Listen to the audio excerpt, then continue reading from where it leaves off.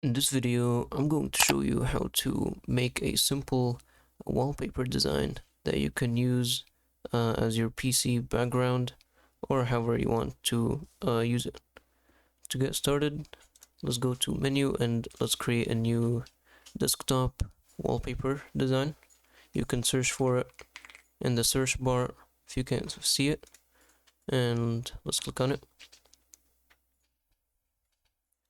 So I'm going to be replicating a design that has a quote and just a simple background as you saw in the beginning of the video. So I have this simple quote I have from Albert Einstein. I'm going to use it in this video.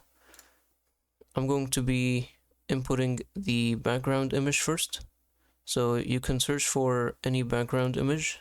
So you can look for any photos or background images that you want to use by going to the elements icon or button and then scrolling down and then clicking on photos, and over here you can search for any backgrounds that you can use. I'm going to search for a minimalistic background so that it has some nice space where I can put the text in. So there's going to be many of them that will require Canva Pro, so just try and find a free one, or if you have Canva Pro then you can use those as well. So I'm going to just look for one. I think this one looks pretty good. So once you have it, just right click and then set image as background, and make sure to pick one that gives you some space that you can include your text in, so that it doesn't blend with the main focus image, so that it looks nice and clean. So I'm going to now insert some text. You can click T to insert some text. I'm going to size it, scale it a little bit, and then I'm going to paste the quote right here. So this is a little bit big, so just play around with it until you get the right size and align it to the left or right depending on where the image is. So in this case I'm going to align it to the left. So now I'm going to remove this dash Albert Einstein. I'm going to include it in a different text box. So I'm going to duplicate this, select it, and then Control D, and then move it down, and then I can include the credits right here. So dash Albert Einstein. If you want to use the longer dash, then you can use the Windows symbols icon or menu. You can use that by clicking on Windows, holding Windows and then period key, and that should pop up this menu. So go ahead into the math symbols or symbols tab, and then over here you should see these long dashes. If you go here to general punctuation, just pick any dash that you like. I'll go for this medium-sized dash length, so that looks more longer and professional. So I'm going to make this a little bit smaller. I'm gonna perhaps move it down here, and I'm gonna move this. I'm gonna make this a little bit smaller, and let's move this so it aligns with this. And yeah, I think this is pretty good. I'm gonna make it a little bit bigger and just a little bit. Yeah, so just play around with it. As for the font, I'm going to use a font called KG Primary Penmanship. So this font is pretty nice. It has some space between the words, as you can see, and it has some like stylistic curves to it. So I like to use this font every now and then, and I think this is very good. And of course the color of the text should be changed as well, so let's change that. I recommend going with a black, just like it is right now, and going to the transparency and just making it a little bit more transparent, or less transparent. I'm gonna go with 75.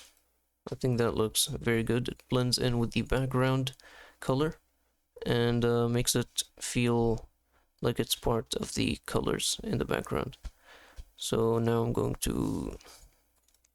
I'm also going to change a little bit in the text transformation here. Maybe put this, make the lines closer together. And yeah, I like that. So of course I'm going to do the same thing with the text down here. So I'm going to change that, and now it's very small, so I'm just going to reset the size for that, make it a little bit bigger. And now I think this is good. I'm now gonna just make it the same transparency as the other one. So there we go. Align it. And this one I'm actually going to make a little bit more transparent. I'm gonna make it around 30 or 35. Oops. Yeah, so yeah, I think this still highlights the name, but it brings more attention to this text and the image, and yeah, it just makes the image a little bit more cleaner. And yeah, I think that's it. Of course, this is a very simple design. You can go with a more complicated one. You can also add transparent patterns, such as if you go to the elements and then get out of the photos and then search for any pattern, such as pattern, and then see all. And over here you can see many patterns that you can use, and you can just import a pattern to the image, such as this one, scale it, and then make sure it's fully black, and then transparency. So yeah, you can add a little bit of texture or a little bit of life into your design, some lines and curves, so that it doesn't feel too empty. So yeah, that's about it for the tutorial. If you want to now download this and use it as your PC background, just download by clicking on share, download, and then download, and that should download it. And then I'll save it to my downloads. I'm not gonna rename it yet, so let's just go to where it is right now. Right click and then set as desktop background. So now if we close and minimize, as you can see, we are using the image that we created in Canva as our background image. So if you don't want it to interfere with your icons, of course, you can go back, edit it a little bit so this text is moving, so this text is a little bit to the right. But yeah, I think overall it looks very good, and yeah, hope you found this tutorial helpful. Please don't forget to like and subscribe, and thank you for watching.